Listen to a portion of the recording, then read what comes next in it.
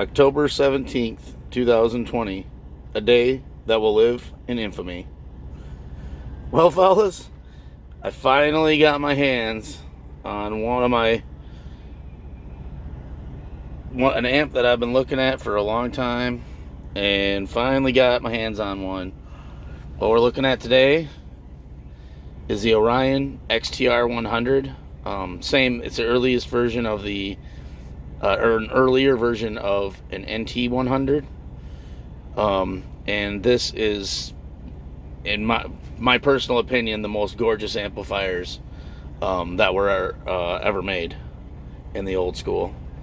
You got the gold-plated ones; those are pretty sharp, and there's some really awesome amps. The PPI 2500 F1 and some other crazy one-off amps that are pretty gorgeous, but these are just very unique and just gorgeous amplifiers. So anyway, I started out. We'll take a look at the guts of this thing, and you can see dual power supply,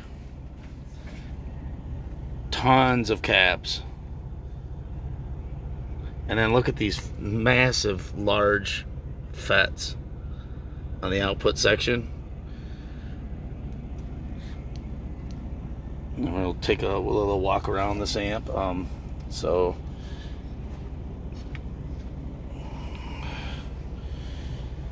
The first ones here, they have Xtream instead of the Orion logo.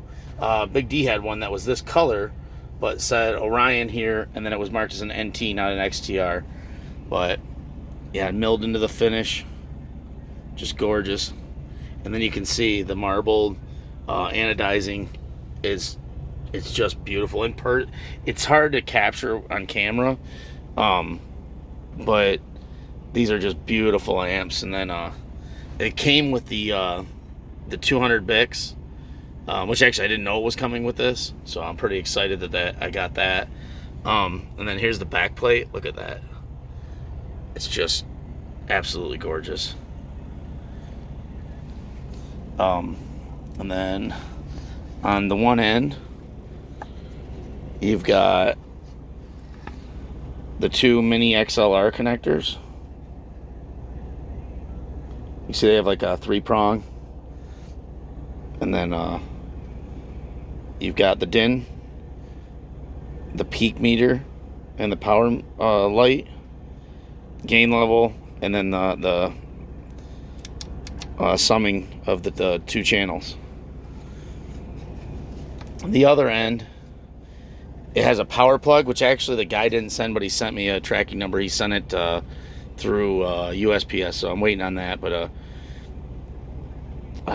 it plugs into those right there, and then this is where the speaker connector plug comes. And he sent that too. He also sent a DIN plug to RCA, which I don't know if I'm going to use because you can't use this then. So I'm going to try to get some mini XLRs made female to female. Yeah, just gorgeous amps. The specs on these. Now, I had to look it up because I couldn't figure out what was going on, because the manual doesn't tell you a lot on these.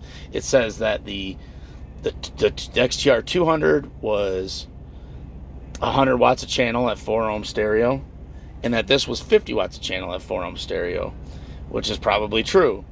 But then it has the same fusing, which is 30 amps of fusing for both amps. So it's like, well, why is that?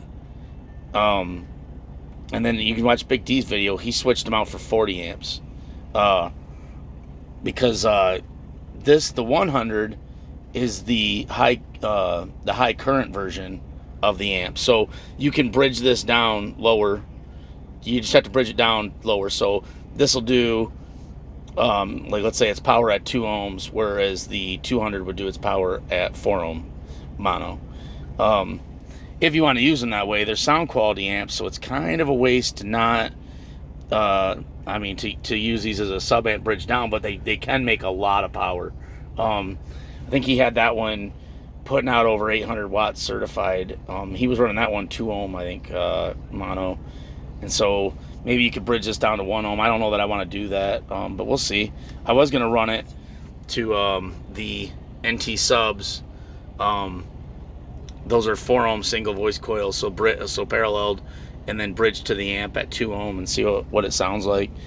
But yeah, I mean, just gorgeous amplifiers. And then the Bix, I mean, the finish on that, you'd have to see this thing in person.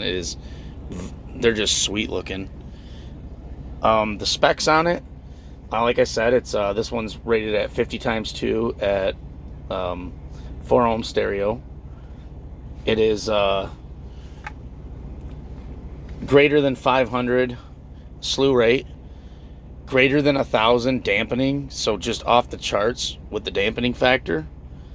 115 dB. What was that? The signal to noise.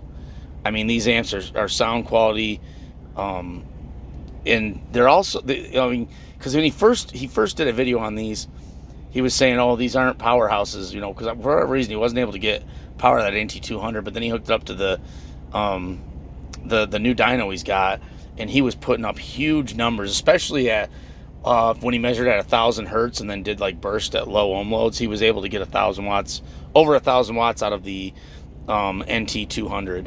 So, you know, you can get some power out of these amps. I mean, I don't think I'm going to push it too hard.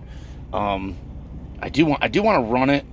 I don't know if I'll run it for very long because this is just going to be a collector item. This is going to be in my collection. Just gorgeous. I mean, this one's not perfect. It's got some nicks and whatnot, and I'm going to see what I can do to get that cleaned up. But I mean, overall, just a great, awesome looking amplifiers. But yeah, just I'm pretty excited to get this one, and wanted to show it to you guys. Thanks.